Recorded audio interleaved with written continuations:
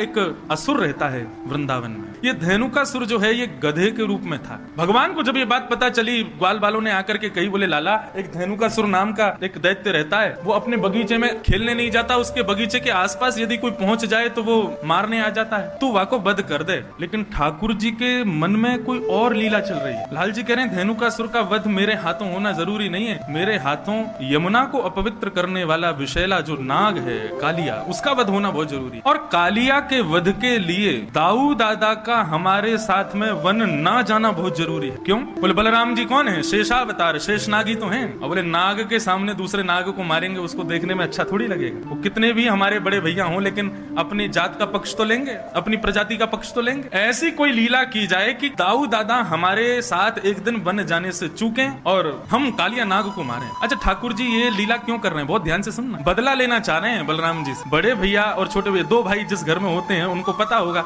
बड़ा भैया हमेशा कहा करे छोटे भैया को चिढ़ाते ही रहे। और ठाकुर जी को बहुत चिढ़ाते हैं दाऊ दादा, इतना चिढ़ाते हैं, इतना चिढ़ाते हैं, सूरदास जी ने तो एक पद लिख दिया। ठाकुर जी ने समस्त बाल बालों से कहा भैया देखो धेनुकासुर का वध हम नहीं करेंगे, यदि धेनुकासुर को मरवानो है तो दाऊ दादा ते कहो, हम अकेले थोड़े ही हैं बलवान, दाऊ दादा भी तो बलवान है। सब ग्वाल बाल दौड़े दौड़े दाऊ दादा के पास गए, बोले दाऊ दादा आपके बल की तो कहा कही जाए, आप तो इतने बलवान हो, ऐसे हो वैसे हो, खूब प्रशंसा की। हर बार असुरन को कन्हैया मारे, आप कब मारोगे? दाऊ दादा बोले हम तो कोई कहवे ही ना है, हमें कोई बतावे ही ना है, कोई असुर को मारनो हमें बताओ तो हम मारे। तब